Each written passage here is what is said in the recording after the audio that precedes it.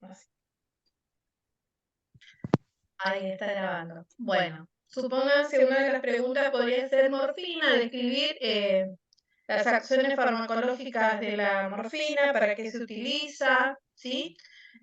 Cómo actuar en un caso de sobredosis. Entonces, bueno, morfina, ¿qué es? Es un opioide, es un analgésico muy potente que actúa sobre receptores del sistema nervioso central, que son, ¿cómo se llaman? Alfa mu, alfa no. Delta mu y kappa, perdón, están en el sistema nervioso. No les voy a preguntar en qué parte específica, con que sepan eso. Eso está suficiente. Y bueno, ¿cuáles son los efectos adversos que produce la morfina? Bueno, y ahí van a encontrar unos cuantos que son bastante relevantes, que tienen que saber. Hay muchos, pero por lo menos que produce hipotensión, que produce constipación, somnolencia, que por ahí tienen visión borrosa, también que puede aparecer euforia.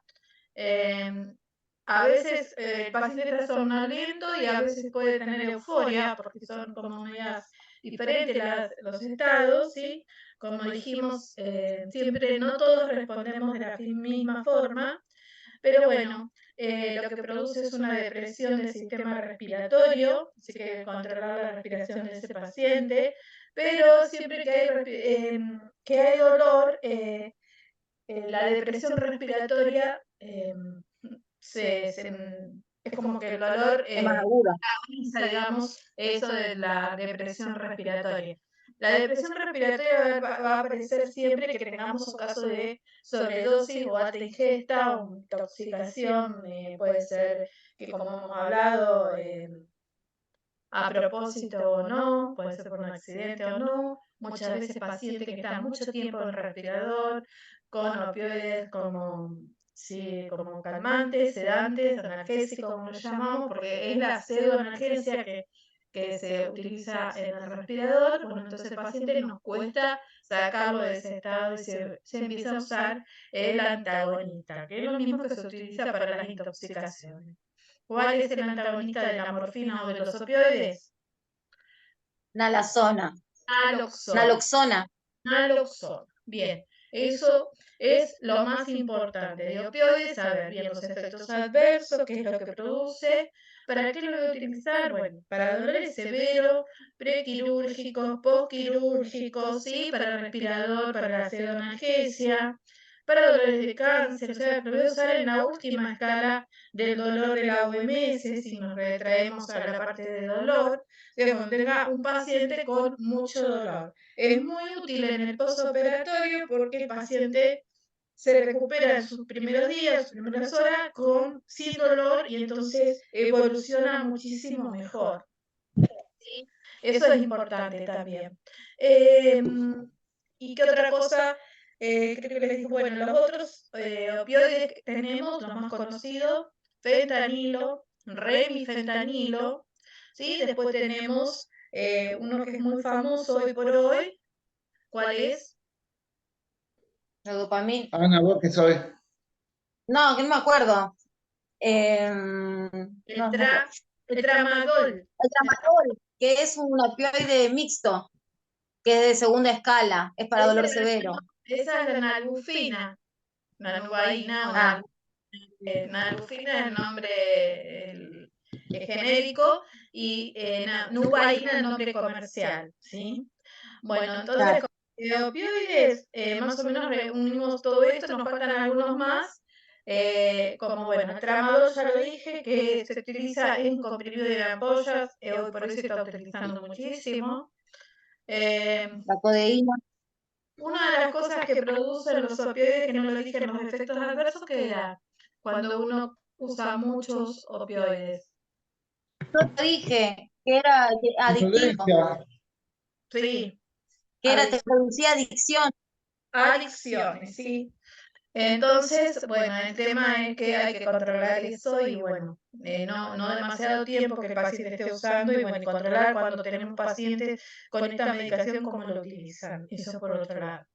Teníamos otros opioides que tenían otras acciones, que ahora después voy a ver uno, que es la loperamida, también es un opioide y es un antidiarreico, ¿sí? El famoso Regular, es el nombre comercial. Y nos queda un antitusivo. ¿Cuál era el antitusivo? Tiene un nombre bastante... Dextrometorfano. Sí, es otro de los opioides que tiene otra característica que es, bueno, inhibe la tos, ¿sí? Por eso, Sí. sí, entonces se utiliza bastante, como la codeína también es otro opioide que se utiliza para la tos, ¿sí? Es antitusivo. Bien. Sí. Eso es de opioide, como un resumencito de opioides, es eso. De AINES es muy similar, o sea, lo que yo les voy a preguntar siempre va a estar dentro de eso. De los AINES. Primero, ¿qué es un AINE? Ya sabemos cuál es su acción terapéutica, es un analgésico, antiinflamatorio, antipirético, no esteroide. Tiene esas tres acciones terapéuticas. ¿Cuáles son los más conocidos? Sí, bueno, podemos nombrar. La aspirina, el Bueno, ibuprofeno. la aspirina fue el primero y después arrancamos, que es el ácido acetilsalicílico, y después arrancamos con todo el resto. Dentro de los AINES, a veces lo consideran AINES, tienen las características muy similares, pero hay dos que se destacan como que tienen unas características diferentes que no son tan antiinflamatorios, que es el paracetamol y la dipirona, ¿sí? Los dos son analgésicos y son antipiréticos, pero tienen muy poco efecto en cuanto a lo que es la acción antiinflamatoria. Antiinflamatoria. Bien, y otra de las cosas, las particularidades que ahí podemos recalcar es el tema de el paracetamol, ¿sí? Inhibe prostaglandinas, pero a nivel sistema nervioso central, no prostaglandinas del aparato periférico o del aparato digestivo, que eran las que producían el mucus, ¿sí? Entonces, si las inhibían, los otros años lo que hacen era quitar la citoprotección. ¿Recuerdan que lo que producían los AINES en general eran quitar esa citoprotección, aparte de ser ácidos, porque son compuestos ácidos, lo que hacen es liberar esa citoprotección del estómago, entonces el estómago queda como al descubierto. Entonces, ahí se pueden producir las hemorragias, úlceras y hemorragias digestivas, ¿sí? Son una de las causas. Por eso, la hemorragia digestiva son con los acné, ¿no? Con los AINES, sí. Porque llevan o sea, te sacan la protección del estómago y eso es lo que hace, aparte intervenían en la coagulación, recuerden que la Sí, aspirina la lo palabra, usaba. esa palabra no me puedo memorizar. Antiplaquetario, No, hay otra vos pusiste trombosano, en los trombosanos, que eso es lo intervienen en la que, coagulación. Entonces, claro, cuando actúa los AINES o la aspirina, ese tromboxano no se forma y al no formarse no hay coagulación. Ya la coagulación es muy leve, digamos, ¿sí? Es por eso que previo a una cirugía, 7 o 10 días antes, debo suspender todo lo que sea AINES porque el tiempo de sangría, o sea, la hemorragia que voy a tener va a ser mayor que lo normal, ¿sí? Que cualquier paciente normal, ¿sí? Y con la aspirina se toma cuando veamos cardiovascular, vas a ver que es para disolver coágulos. La mayoría de los viejitos vienen y te dice la que me hace licuar la sangre, que hace que la sangre sea más liviana. En realidad lo que hace es evitar que se formen los trombitos de los coágulos, digamos, de sangre, que pueden causar daño a nivel cerebral, a nivel pulmón, a nivel riñón, a nivel corazón, ¿sí? Bueno, a nivel corazón que produce un infarto agudo de miocardio, ¿sí? Pero bueno, eso, después un paciente que ya ha tenido un infarto, se le da como precaución, se le da, tiene como preventivo, todos los días toman una aspirina, pero no una aspirina grande, sino la de 50, que es pequeña, que es la cardioaspirina, y no la de 500 miligramos, ¿sí? La más pequeñita, como una aspirineta o la aspirineta igual, que tiene baja baja concentración, esa es la que utilizan a diario, que es muy diferente a la de 500, a la vallaspirina común que nosotros conocemos, ¿sí? Por eso no hay que abusar y tomar todos los días. La de 500, ¿sí? Hay gente que es fan de la vallaspirina o de la caspiaspirina y toma todos los días de su vida. Bueno, a la larga se termina con algún problema de estas hemorragias que puede llegar a tener, ¿sí? O úlceras. Primero en la úlcera y después terminan las hemorragias, ¿sí? ¿Algo más que me quieran preguntar? O sea, De ahí, no. no. Después tienen corticoides, bueno, lo mismo. ¿Cuál es la acción terapéutica de los corticoides? Antiinflamatorio, inmunosupresores. Bien, ahí estamos. ¿Para qué los voy a, sí, para qué los voy a utilizar? Bueno, hay un montón de enfermedades que no las voy a repetir, las leen de ahí, pero más o menos ustedes ya saben. Ahí lo que puedo destacar que como es inmunosupresor se van a utilizar para los trasplantes, dentro de todas las aplicaciones que tienen, es en los trasplantes de órganos o para que el paciente no rechace o cuando no solamente de órganos, sino a veces cuando se pone una prótesis o algo y hay algún rechazo se le da. Lo mismo ocurre cuando tenemos broncoespasmos, ¿sí?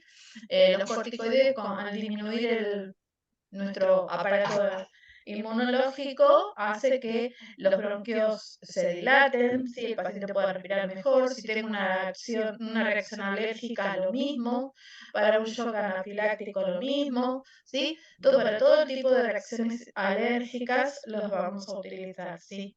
Esos son las que también funciona en la glándula intrarrenal. Esa no a ver, los corticoides se generan Se en las generan. glándulas suprarrenales, ¿sí? Las glándulas Suprarrenal. suprarrenales, ahí se Ahí está. generan las sustancias endógenas, los corticoides endógenos, ¿sí? En Como el el natural, cortisol, digamos. ¿sí? Como el cortisol, la hidrocortisona, pero nosotros después tenemos nuestros propios corticoides que fuimos fabricando, que la industria fue fabricando porque a partir de eso se saca la estructura química y se van fabricando. Bueno, entonces tenemos betametasona, dexametasona, hidrocortisona, mometasona, fluticasona, bueno, hay un montón de corticoides que nosotros utilizamos a diario, ¿sí? Tampoco hay que abusar porque hay unos efectos adversos que produce, como por ejemplo que detiene el crecimiento en los niños, en las embarazadas. Sí. Claro, entonces Por eso hay que está evaluar riesgo vos de que darle a La la masticación embarazada, al empalagar. niño, Sí, una de las cosas que se utiliza en las embarazadas cuando se adelantan la fecha de parto, por alguna razón hay que La hacer una maduración de los cesárea. pulmones. Exactamente, se le Para la da maduración de los pulmones. betametasona de depósito, acetato sulfato, para que maduren esos pulmoncitos y ese bebé pueda nacer bien, ¿sí? Es como para ayudarlo a la maduración pulmonar, que todavía, como se adelanta el parto, no es la fecha normal, unas semanas antes, un mes antes, entonces lo preparamos para ese momento. ¿Sí? ¿Alguna otra Sí. cosa? Otra cosa importante de Por ejemplo, corticoides, sí. Te iba a decir una, farmacoterapéutica, ¿eso vas a tomar algo de ahí? eh, es un poco de esa parte más coherente que otra, no es demasiado lo que les había dado, es más un poco la introducción y bueno, no creo que les tome nada ¿de qué, Ana, que no entendí? de farmacoterapeuta, Ah, o de fue. farmacodinamia y farmacocinética, eso sí todo. Claro, eso sí. ¿Eso Sí, vas a eso tomar? sí, de Por lo la, menos saber la diferencia o... Bueno, ahora les voy a decir que, pero antes que cerrar corticoides, quiero decirles algo importante que no se pueden olvidar, es el síndrome de abstinencia. Recuerden, perdón, de retirada. Ah, Yo tenés no que puedo bajar la retirar, cortar el tratamiento bruscamente. Tengo que hacer pausadamente. Eso láncelo porque, bueno. ¿Y a quién no le puedo dar? ¿A qué pacientes no pueden utilizar el corticoide? Excepto, epiléptico, niños, embarazada. sí, y alguien más te está No lo faltando. pueden no lo pueden usar en tiempo prolongado y las embarazadas hasta los 3 meses no. después de los 3 meses por ahí puede ser con dosis específica y según Sí, tratamiento médico. evaluando riesgos-beneficios, ¿sí? Si tenés una paciente que te hace un shock anafiláctico, si no haces, se te muere, digamos, así directamente, si no le da el corticoide, no te queda otra, ¿sí? Claro. Sí, sí. Quizás en la dosis que se lo vas a dar a alguien más no pase nada, pero Claro. ¿Y el síndrome de Cushing, cómo es? ¿Algo así? el ¿Que es síndrome de la de cara de Cushing, luna? claro, de cara de luna, eso, pero dosis altas y prolongadas, eso ocurre en nenes con altas dosis cuando están con leucemia o pacientes adultos también con altas cargas en patologías que requieren altas cargas de corticoides, ¿sí?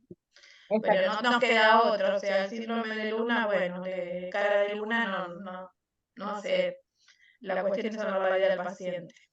Eso por un lado. Claro, Bueno, creo que de corticoides más o menos toqué todos los ya estamos. puntos.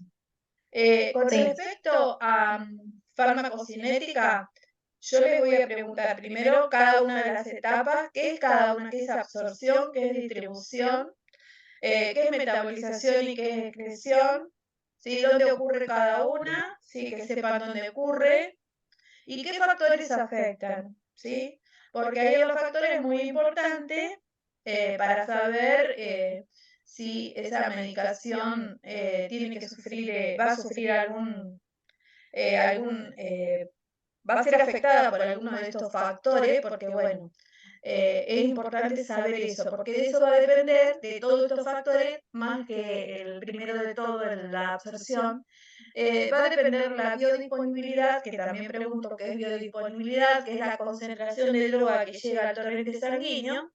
Entonces, si hay algo que está impidiendo que el proceso de absorción se altere, como por ejemplo hemos visto algunas patologías donde se aumenta el periodismo intestinal, entonces no deja absorber Es una porque, persona bueno, con cirrosis, también eso con es la cirrosis. parte de metabolización o una paciente que tenga una insuficiencia renal, acuérdense que la excreción la mayor parte es renal, que ustedes puedan poder manejar estas 4 fases de la farmacocinética y evaluar qué pasa si se altera alguna y en qué posibilidad, quiénes están alterados. Por ejemplo, saber que los bebés los bebés y los adultos mayores, hay algunas etapas que están, o sea, están modificadas, son diferentes a los pacientes, a un paciente normal, digamos, adulto, como por ejemplo la metabolización.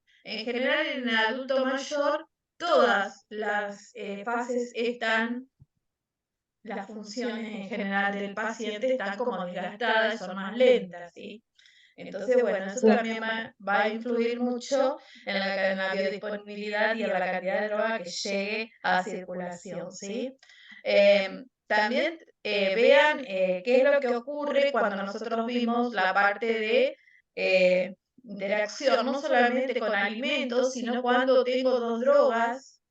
¿Qué es lo que pasa? Sí. Si esa es importante porque por ahí lo suelo preguntar, lo hago resonar un poco. Con respecto a, por ejemplo, si van unidas, esa parte de distribución, que viajan unidas a proteínas, como la albúmina, que era la más importante, ¿qué pasa si los dos compiten por la albúmina, ¿sí? Y uno Tienen, queda en mayor concentración, el que no llegó a unirse a albúmina, y entonces se va a estar en mayor concentración, y si yo tomo los 2 medicamentos juntos, obviamente que ese que no se unió está muchísimo más elevado la concentración y me va a producir una sobredosis, ¿sí? O una intoxicación, depende del medicamento que sea. Pero tengamos en cuenta eso, ¿sí? Ese tipo de cosas. Lo mismo si pasa en el citocromo P450, en la metabolización, cuando compiten por el mismo metabolizador 2 fármacos, uno se metaboliza y otro no. El que se metaboliza una parte pierde, que sigue su viaje por circulación y luego se va a excretar. El que no se metabolizó queda tal cual ingresó, o sea que voy a tener la misma concentración, una concentración alta, y eso va a provocar que me provoque una sobredosis o una intoxicación del paciente. Eso es importante. ¿Sí? ¿Quedó claro, Ana, que quedaste Bueno. mirándome? Porque no lo había leído por arriba eso yo. Sí, Por eso porque dije, las interacciones son importantes, ¿sí? Muchas veces no nos damos cuenta y que tomamos, más pasa esto, ¿saben cuándo? En los adultos mayores y bueno, también en los pacientes internados también hay que ver qué es lo que toman y qué interacciones tienen. Entonces, ver por ahí hay que cambiar, porque es más práctico decir, yo tomo todas las 8 de la mañana y todas las 8 de la noche, pónganse porque son las 12 horas. Pero, por ejemplo, no lo puedo hacer porque hay interacciones. A veces esas interacciones se manifiestan y con efectos adversos horribles que te producen y son feísimos. Y eso no es la idea. Y aparte, uno está actuando más que el otro, ¿sí? Entonces, lo que nosotros necesitamos es que esas interacciones no ocurran así. Entonces, separamos por un tiempo, ¿sí? Uno lo toma a las 8, el otro lo toma a las 11 o a las 12 cuando ya pasó la absorción de ese medicamento o esa metabolización. Entonces, ese paciente no va a tener eh, ese, esas interacciones, porque generalmente potenciamos los efectos adversos de las dos medicaciones. ¿Sí? Por ahí normalmente todos tienen algún efecto adverso. Si está en mayor dosis, es mayor el efecto adverso. ¿Sí? Y encima se junta con el del otro medicamento. ¿Sí? O sea que como que potenciamos esos efectos adversos. Es importantísimo manejar la medicación. Yo cuando hago la quimio tengo que hacer un digo, bueno, yo cambié todo el esquema que yo tenía de medicación tomada habitualmente, bueno, me la fui separando, entonces tomo a la mañana una cosa, al mediodía otra, a la tarde, a la hora de la merienda tomo otra y a la noche tomo otra. Pero porque, bueno, yo me lo manejo yo, pero bueno, hay pacientes que no tienen esa posibilidad, ¿sí?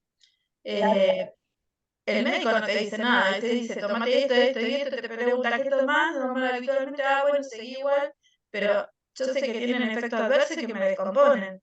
Entonces yo las tengo que separar, ¿sí? Porque ya lo sé eso. Hay como que no una tienen la... combinación también, por ejemplo, cuando hay antidepresivos que normalmente la gente toma, es citalopram, por ejemplo, o citalopram, que después vamos a ver si lo podemos llegar a ver, junto con el omeprazol. Es terrible, se descompone, el paciente tiene vómitos, náusea, primero náusea, porque ya de por sí el escitalopram y el cita producen algo de náusea, pero sumado al omeprazol llegan a vómitos, una descompostura terrible por tomarlo juntos. Entonces, por ahí muchas veces se indican las 2 de la mañana, a primera hora. Entonces, bueno, lo que pasa es que el omeprazol hay que tomarlo primero, dejar pasar 2 o 3 horas y después tomar el escitalopram o el citalopram, que son hermanos gemelos, para primo, poner primos.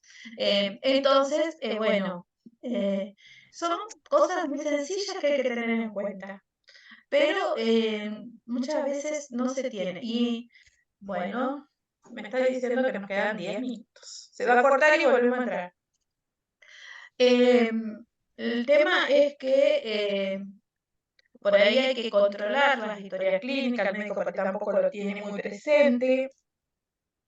Falta de personal, yo voy un día, controlo un día y no tengo gente que lo haga, no lo puedo continuar, es un problema que tengo. En otros hospitales hay farmacéuticos directamente, uno para cada sala, controlando y validando la receta. Yo valido la receta en la farmacia cuando la veo y me fijo si hay algo que está mal, pero no es lo mismo que ir a la sala, mirar las carpetas, la historia clínica, por ahí hay alguna medicación que el paciente no te dice y la está tomando igual porque ya la tomaba.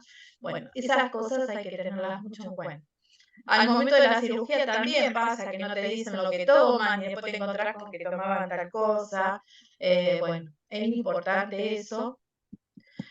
Por ahí no te lo dicen al cirujano o algo y bueno, llegan a la cirugía y tomaron una pastilla que tenían que tomar siempre la tomaron igual. Por ahí un día la tenían que suspender. Bueno, esas reglas, sí. Bueno, ¿alguna otra Bueno, cosa? María, Les digo lo último. agonista. Agonista, antagonista, eso Agonista. sí, eso sí, y El generalmente agonista es cuando agonista es cuando el medicamento da resultado y tiene un receptor, no necesita el receptor, digamos, para hacer efecto, ¿no? a ver, vamos Sí a ver, necesita. Vamos El a... agonista, Sí, el receptor recibe correctamente hace eficacia, acción tiene afinidad terapéutica. con el receptor. bueno, Claro, por acá eso. hay algo. Esperen que hablo un poquito de farmacodinámica, que nos quedan 8 minutos y así redondeamos esto y no se nos corta. Eh, Cuando hablamos de farmacodinámica estamos hablando de lo que el fármaco nos hace a nosotros, ¿sí? Ahora lo que vamos es, cuando se forma el complejo fármaco-receptor, ¿sí? Cuando el fármaco llega a su célula diana, va a ir a formar ese complejo. La célula diana del receptor puede estar en su membrana plasmática, en el citoplasma o en el núcleo. Pero también Sí. habíamos visto que hay otra forma de actuar que no se necesitaban receptores, como por ejemplo la milanta, que es el hidróxido de aluminio, que lo que hace es producir una reacción de neutralización con el ácido clorhídrico del estómago y no actúa en ningún receptor. La mayoría actúa con los receptores, ¿sí?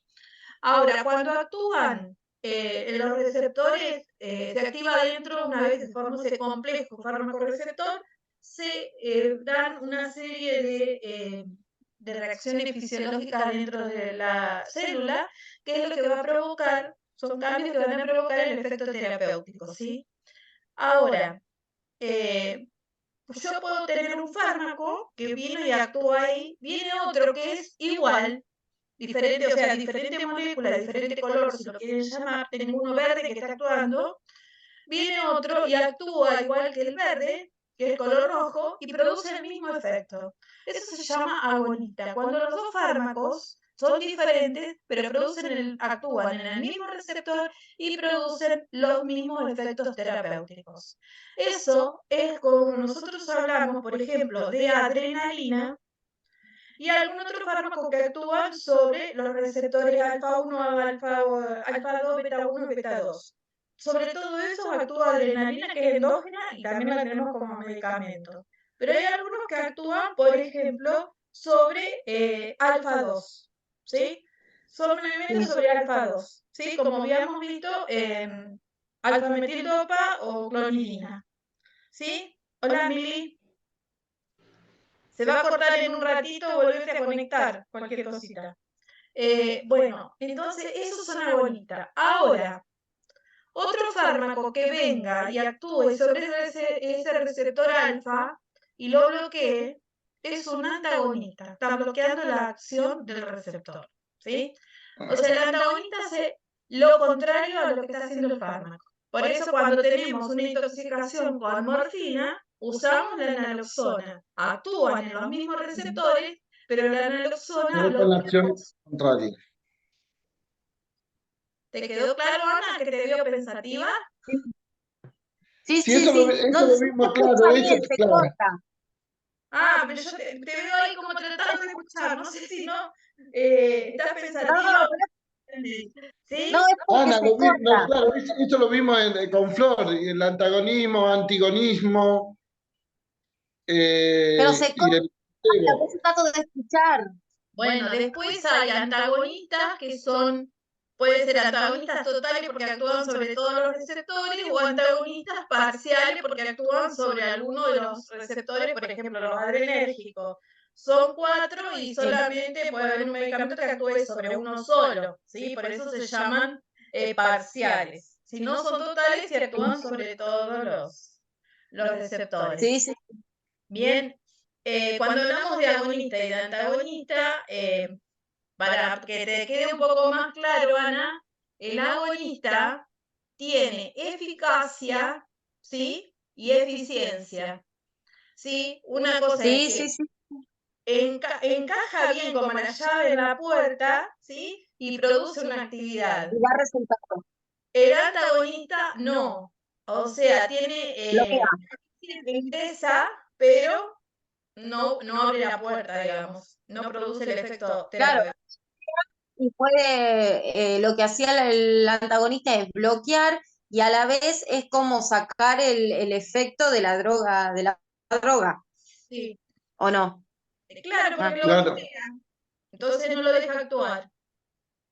Eso es lo que hace. Es bloquear. Es como un antídoto, si lo lo querés frena. llamar. El antagonista muchos lo llaman como antídoto. ¿Sí? Sí, sí, porque sí. es todo lo contrario a lo que estaba haciendo el fármaco, ¿sí?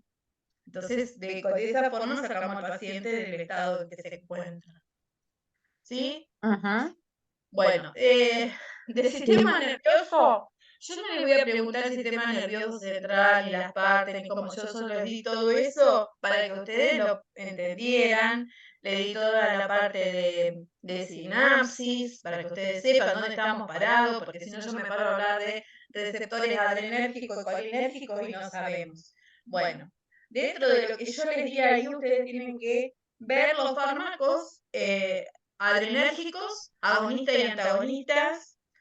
Bueno, obviamente que dentro de ellos tenemos a la adrenalina, noradrenalina, que ya son, también son endógenos, pero bueno, los tomamos como medicamentos. Y después tenemos la parte colinérgica, que también ahí tenemos otra tanda más de medicamentos, que vamos a ver también agonistas y antagonistas, ¿sí? Y tenemos también dentro de los colinérgicos, no se olviden, de los inhibidores de la acetilcolinesterasa, ¿sí? Sí, Que son los relajantes, musculares. sí, neuromusculares, ¿sí? Y cómo sacar a los pacientes de esa relajación con que los saco. Esto es importante porque son medicamentos que ustedes van a usar, tanto en general, son todos pacientes para los cardiológicos, para los pacientes de la terapia y los pacientes de quirófano, ¿sí? Pacientes para Con la intubación. ¿Cómo? No, con la Ustedes etilefrina era que lo con la etilefrina la herramienta que es para aumentar la presión arterial cuando tenemos pacientes que tienen una hipotensión. Normalmente ustedes lo utilizan en cirugía y después para, o sea, pacientes ambulatorios vienen gotitas, ¿sí? Hay pacientes que se le dan las gotitas que tienen, cuando tienen baja presión, eh, con eso se regula. Que yo les dije que por ahí con algo salado es mejor, o un Gatorade o alguno que tenga minerales así, o el suero que ahora está sin azúcar, que está buenísimo también, ese también ayuda a levantar la presión, por ahí no necesitas. el Ahora, si electro- el paciente está en terapia, sí, pero un ambulatorio se puede recuperar con unos granitos de sal o algo, ¿sí? Eso sí se puede. Bueno, me queda un minuto, volvemos a entrar, todos pueden, y voy a empezar. Sí, Bueno, vamos a empezar a ver el tema que nos queda. Nos queda diabetes, o sea, la medicación, con Flor vieron, pero a mí me queda la medicación de diabetes y de epilepsia y le voy a dar laxante, que es cortito. Bueno, pero eso es para el final. Sí, para el final, todo para el final. Vamos a ver cómo... y Y con respecto a las fechas, seguro se va a cortar, no creo que alcance a dar. El martes tomamos el parcial,